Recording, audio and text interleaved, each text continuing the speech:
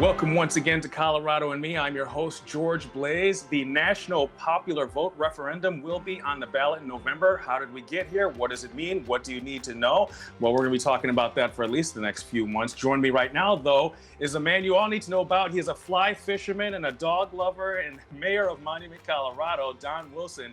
Nice to meet you, Mr. Mayor. Thank you. It's nice to meet you, George, and I'm glad to be here.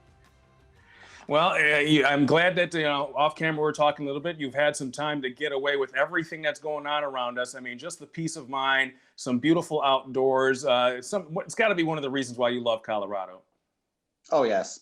I was raised here in Colorado, although I wasn't born here. I didn't move here until I was like 6 months old. So I've been in Colorado my entire life. And one thing growing up was our mountains. Me and my family were in the mountains every opportunity we had during the summers. And, for people who haven't been in Monument or been around Monument, I mean, right there in the shadow of Pikes Peak, what a beautiful part of the state. It is. I live right under Mount Herman, so every morning to my west, there's a mountain outside my window. Absolutely. And speaking of mountains, we're in a really interesting year, politically speaking here. One of the most consequential national elections, definitely in my adult life that I've seen. There's so many things on the line across the country, but particularly for Coloradans, there's this issue of the national popular vote referendum, which you have been out and outspoken about getting this referendum on the ballot. For people who are not familiar with it, tell us how we got here. What is the national popular vote referendum? So the referendum itself is basically a citizens' initiative to challenge the state legislator. The state legislator passed Senate Bill 42 last year that joined Colorado into the National Popular Vote Interstate Compact, which is a very concerning presidential election scheme. So myself and I partnered up with Commissioner Rose Puglisi to do the first citizens referendum in almost 90 years here in Colorado. The referendum said that we would like to challenge this, and if we get enough signatures, we would like it put on the ballot. And we needed 124,000 signatures. We managed to get almost 230,000 signatures to validate our referendum, and now we will see it on this year's November ballot. And for those people who are unfamiliar with the compact, the interstate compact, could you explain a little bit about it and why it's problematic and what you think the roots of it are? So the National Popular Vote Interstate Compact is a compact scheme that takes our electoral votes, and instead of awarding those to the candidate that wins that state, it awards them to the candidate of the compact of states that are involved by the popular vote of those states. So for Colorado, we could, in a sense, we could all come together and vote for one candidate here in Colorado.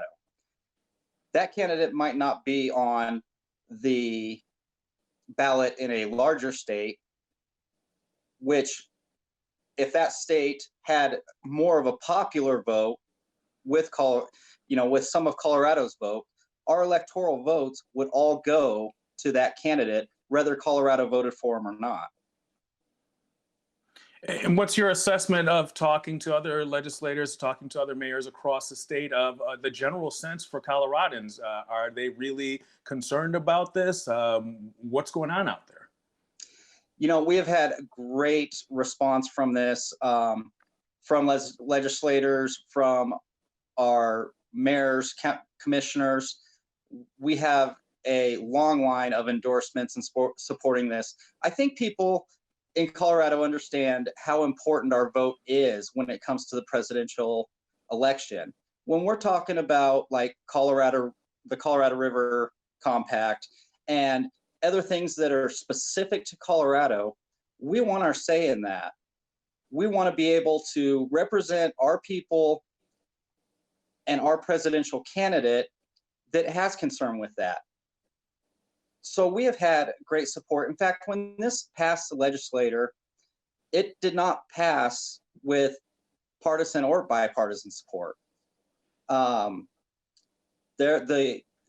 It was passed mostly by the Democratic Party, but they even had legislators that voted against it. And this goes on to the ongoing situation that's going on in politics across the state as well. Ever since 2018, the Republican Party, in particular in Colorado, has in some ways started to show fracture lines in different ways. How do you bring the party back together, particularly in such a monumental year? You know, this is very important to most Republicans, and I think that right there brings them together. But this is a very bipartisan issue. We have had in our signature gathering, we had so many Democrats, unaffiliated, libertarians. We even had a former Bernie delegate sign our petition because they understand that this takes away Colorado's voice. So it's not, you know, it might do some good for Colorado Republicans, but overall it's going to do good for the entire state to be voting no on this in November. You know, for most people who understand anything about civics and how this works, you know, the Electoral College is set up specifically to protect lower populated states from being ignored, certainly by, you know, if you think about back in the days when you had presidential candidates would do whistle stop tours by rail going from state to state, they would have to stop in all these states and campaign there, and they can't ignore the states with lower populations. It seems like this compact almost negates the Electoral College as a practice. It does. It does. It circumvents the Electoral College, and the proponents of the national popular vote like to use that claim that it doesn't do anything to the Electoral College, because what it really does is it goes around the Electoral College. So they're saying that we keep the Electoral College in place, we just won't use it. It's like, to me, it's like standing on a 5-gallon bucket that's made to carry water, standing on it and saying, well, I'm using the bucket. That's not how it works. The national popular vote just avoids using the Electoral College and, in a sense, uses it against the people. It would seem to me that it's almost I don't know, it's almost hypocritical in a sense to, on one hand, the compact itself is all about the popular vote presiding over the Electoral College system, and yet there's resistance to bringing this issue to a referendum statewide where the popular vote will decide. I mean, and you can't have both. Yes. So we will be the first state that the people actually get to have a popular vote about the national popular vote. And that is, and if I'm understanding your question, you know, your comment correctly, yes, it does seem kind of hypocritical to say we don't want to vote on the national popular vote. But it has been made very clear, every state that this has passed in, it's passed in the legislature without input from the people of that state. So there's 15 states now have joined the compact. Colorado will be the only one that gets to vote on it. And a positive note, in Nevada, they had a Democratic governor veto the bill for the same reasons that we're discussing here today. It diminishes Nevada's say in the presidential election. Well, it certainly is an important issue. And as we move forward, I know more and more people are paying attention to this referendum, one of the most important things that's going to be on the ballot, besides the candidates themselves. But moving to more local issues, We've been dealing with this COVID-19 situation nationwide. It's affecting different areas in different ways. The questions now, as we're in the dog days of summer, is what is happening to our young people? Are they going to go back to school? What is that going to look like? Could you give me your assessment of where we're at in that decision in the area you're in? So, we are still hearing a lot of um, questions on whether or not, or rather when students are going to go back to school and what it's gonna look like. My wife works for a school district, a local school district here. She works with special needs children. Here it is a couple weeks out, and we still haven't exactly heard what that's going to look like and how it's going to work. I have a feeling that we are going to possibly see another delay in this, and you know, I think it's terrible for our youth. This has not been the extended spring break that our youth needed to interact with each other, enjoy their summer. Um, it hasn't been the proper time off for their mental health to be doing what they should be doing during a summer vacation. It's certainly difficult. It's been difficult for us as parents the last couple of weeks, months of school, of trying to sort out how learning happens, how grades happen. To think that we're going to be trying this dystopian experiment for another school year, I just don't see how realistic that is. I don't know that it is. You know, like I mentioned with my wife's work, her students require certain special attention that can't be varied a whole lot. It is that personal textural uh, approach that makes them successful in their teaching. Not, I mean, it's not something that's real effective doing through Zoom. So it's going to be interesting. And speaking of which, I mean, this has been our professional reality now for several months. As far as being in leadership and your town of trustees there, how has it been working technically? Have you been able to get the work done that you need to get done? It has been difficult and slow. We have always had good meetings with a handful of public participation in person, and we hadn't really developed I guess you would say, an online system to conduct that. So, and I think many towns of our size have had that same problem, is having or getting a hold of the technology to make it effective and efficient. I'll tell you what, and I think a lot of smaller town mayors like myself would agree. Those first couple meetings remotely were painful.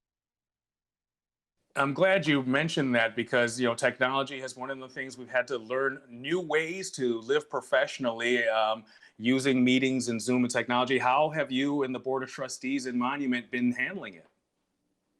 It has been difficult. Personally, I'm an in-person individual.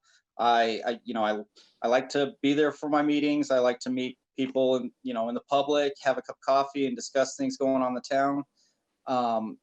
As a board, we were not necessarily prepared. We've always had a fairly good turnout of a handful of citizens to publicly interact at our board meetings. We've always, sat shoulder to shoulder discussing whatever topic we're working on. And the first couple remote meetings were very painful, and we had a lot of bugs to work out. For the most part, we're there now, and they're going a little smoother. But like with any technology, there's still those glitches on some of our meetings where we're not sure why we're not getting what we need to, and trying to work with the public on that can be tedious. As a mayor of a town, I mean, you have to spend some of your time out there with the people, making sure everybody's okay, getting the view from the street as it is. Tell me a little bit about how you manage your time in making sure the voices of the people of Monument are being heard. Well, I've done more phone calls than visits lately, but we've been on the phone with a lot of our business owners. We're working town hall by appointment, and that's opened up a little more now.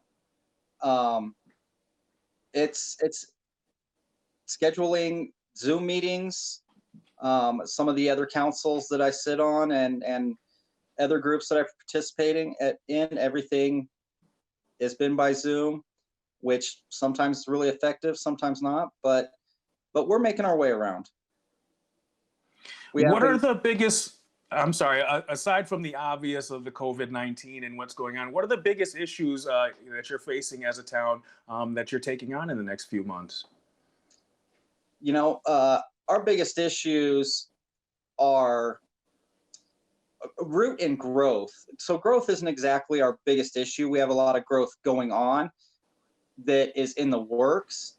It's not something that is directly affecting us this second, but planning for that. The water is always a big concern for any town on the Front Range. Water is a concern.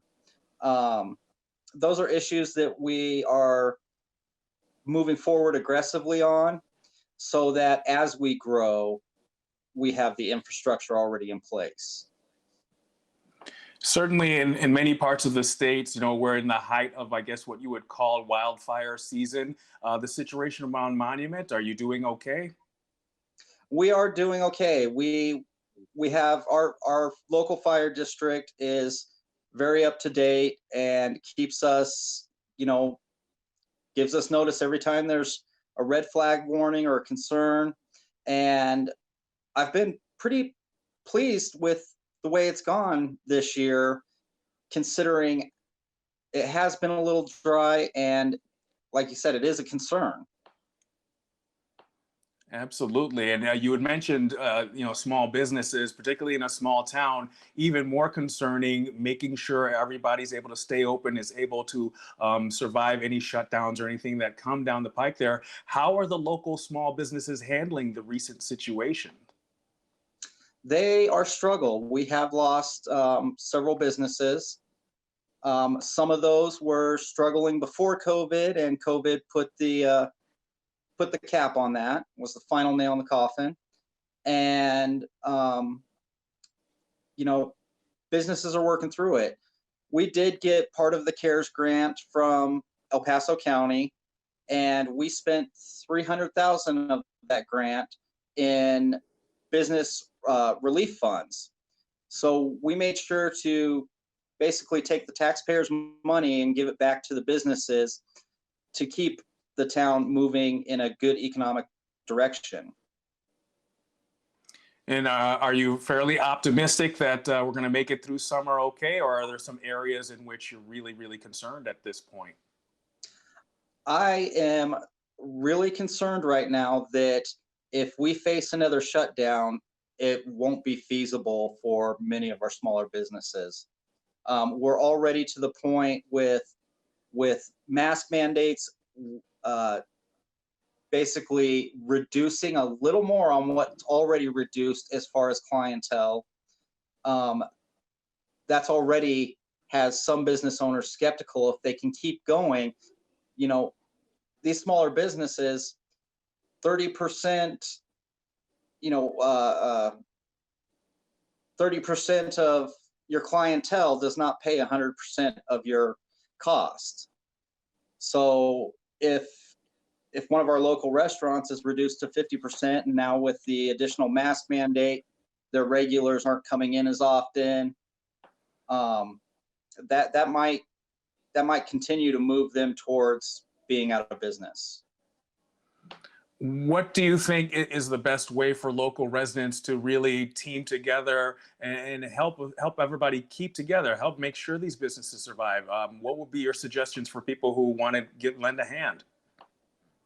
Well, I would encourage them to still visit the businesses, still shop with our local businesses. our local businesses have gone above and beyond to provide online ordering, curbside pickup, and on top of being able to be open now.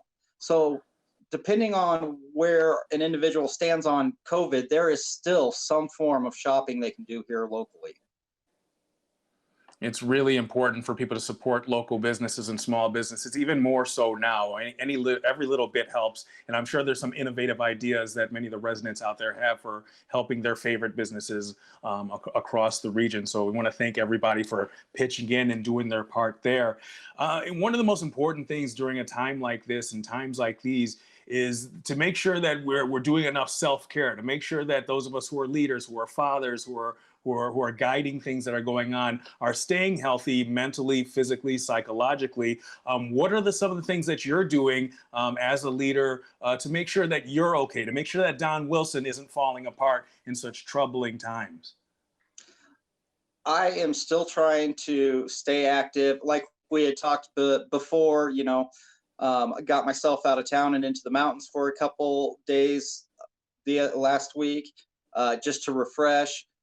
We need to stay in contact with those we might run into in a normal scenario frequently. We need to make sure we stay in contact with those people. We need to make sure we're still active in our community. Monument, running through Monument is Santa Fe Trail. We still have people out jogging, people out at our parks. Yes, they're being cautious, but those kind of things are the things that I do and our community does to stay on top of it. You mentioned off camera here when we were getting set up about how you just went fly fishing. Tell me a little bit about your little spot. What's your secret place? What makes it special? Well, the great thing is I haven't been fly fishing in about 10 years, but a buddy of mine asked me if I wanted to go up and pick it up again after so long, and we went up to the Pitkin County area, one of the smaller creeks with kind of a less crowded area, and just went after it again. Like I said, I haven't done it in a long time, and it was a wonderful experience. Wasn't the best fishing, still a lot of small brook trout and rainbows, but it was still an amazing time. It sounds fantastic. I'm sorry I can't be out there with you doing that. I have a couple of minutes left here. Clearly, I know that you're a strong Second Amendment supporter.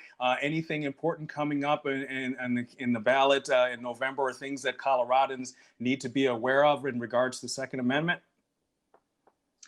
I don't believe there is that I'm aware of. I can't think of anything. I may be missing something, but I don't believe there's any Second Amendment items on there. Fair enough. That's good news for many people to hear, of course. A very important time. Well, I don't know what's going to happen with this referendum, but according from what you're saying and from what other people I've talked to across the state are saying, is that there's a lot of Coloradans who are really, the idea that they have a say as a state is important. And I don't think it's necessarily a partisan issue. It may have been in the legislature, but like you're saying, when we go to a statewide referendum, I think people will be surprised at what we see. I think we'll do very well in this referendum. Our initial polling, as soon as we started the referendum, showed that people were really split on this topic, and the split was in a lack of understanding of the two systems, the Electoral College versus the national popular vote. And with a small piece of education, those numbers moved in our favor, 6 points. And for those of us or viewers who are watching this right now who would like to get more information exactly about the referendum, the work that you've been doing, are there resources, are there websites they should follow? Where do you recommend people get their information from? So our website is protectcoloradosvote.org, and it's the same for Facebook. Protect Colorado's Vote. and there's all the information there. We have toolkits that you can use to help educate your friends. And that's the biggest part of this that is going to make the difference in November, is educating people on what the topic is and how it works. So all that information is on our website, protectcoloradosvote.org.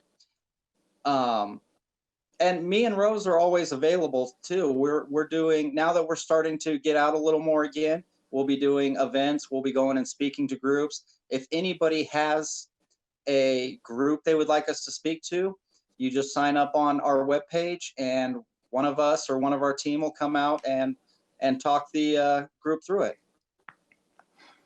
Well, Don Wilson, thank you so much for your time here. It's fantastic meeting you and talking to you and getting a voice out there for such an important issue. For those people who might be tourists traveling through the Monument area, what do you say are the top 3 things they must do if they come to Monument? Well, you have to visit Mount Herman. You have to fish at Monument Lake, and just enjoy the scenery. Well, certainly I'm going to give it a try there, and hopefully people watching today will pass through and drop a couple of those tourist dollars on our small businesses there. Mayor Wilson, thank you for your time. Thank you, George. And we'll see you all right here on Colorado Me next week.